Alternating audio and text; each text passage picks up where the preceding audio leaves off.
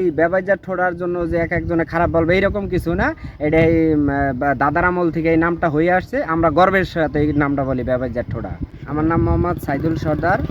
আমরা হচ্ছে যাই পুরসভা এবং আলীনগর ইউনিয়নের বর্ডার। এই এলাকার নাম ব্যবহার ঠোড়া।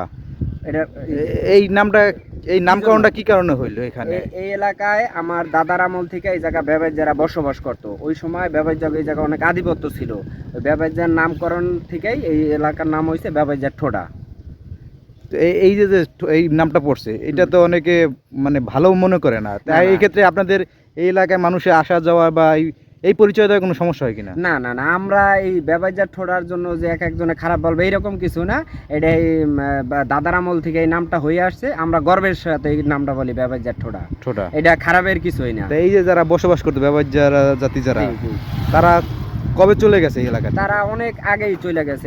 আজকে থেকে প্রায় 30-40 বছর আগে এখান থেকে তারা ঘর বাড়ি নিয়ে চলে গেছে। শুধু জায়গা পড়ে রয়েছে। পরবর্তীতে তারা পর্যায়ক্রমে এই জায়গা আমাদের কাছে বিক্রি করে গেছে ধাপে ধাপে। ওইখানে যারা ছিল, যেমন যারা প্রভাবশালী ছিল ব্যবসার ভিতর, তারা ধাপে ধাপে এই জায়গা তারা বিক্রি করে একসময় এখান থেকে চলে গেছে। তারপর থেকে এই জায়গাটার নাম হয়েছে ব্যবসার ঠোড়া। এই জায়গা জমির মৌজার নামও কি ব্যবহার ঠোড়া? না না, মৌজার নাম হয়েছে যে এই পুরসভার ভিতরে হয়েছে এই ব্যবসার ঠোড়াটা পড়ছে। পুরসভার ভিতরে পুরসভা এবং আলীনগরের বর্ডারে এই ব্যবসার ঠোড়াটা হয়েছে। আচ্ছা, তো এই যে এলাকাটা, এটা তো অনেকে আসে, দূর থেকে আসে এই যে এলাকায়। তো এই নামটা ছাড়া কি বিকল্প কোনো নাম নাই না? এই নামেই পরিচিত? না, এই নামে, এই ব্যবসার ঠোঁটা নামে এটা বেশি পরিচিত। এই নামে দূরের থেকে মানুষ চেনে। এই নামে সবাই মানে আমরা চিনি বা আমরা জানি বা শুনে আসছি, এই নামে সবাই আমরা চিনি।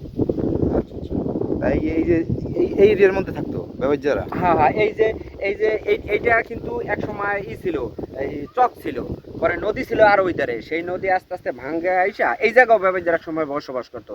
পরে এখন এই নদী অনেক চলে আইছে ভাঙ্গা।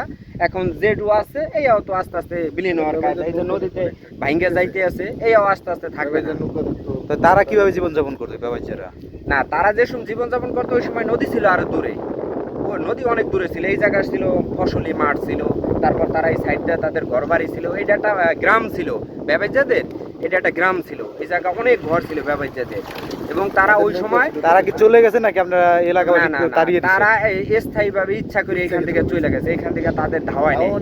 এই জায়গা ওই সময় থেকেই এই সকাল হইলে মনে করেন মানুষের গম গম শব্দ হইতো। মানে অতিরিক্ত লোকজন ছিল ব্যবসায়ীরা। তাদের এইখানে একটা প্রভাব ছিল ওই সময়। তারা ইচ্ছা করলে অনেক কিছু করতে পারতো এই সময়, কিন্তু তারা না করে, তারা পর্যায়ক্রমে তাদের ভালো লাগেনি, তারা আস্তে আস্তে এখান থেকে চলে গেছে। এরপর থেকে এই এলাকার নাম হয়ে গেছে ব্যবহার ঠোড়া। কিন্তু ঠোড়া নামটা হইলো কেন? ঠোড়া নাম হয়েছে নদীর মাথার কারণে এটার নাম ঠোড়া হয়েছে। নদীর মাথার অংশ, এই অংশে বসবাস করতে দেখে। হ্যাঁ হ্যাঁ, ব্যবহার এবং নদীর মাথার অংশ ওইটা মিললে হয়েছে ব্যবহার ঠোড়া।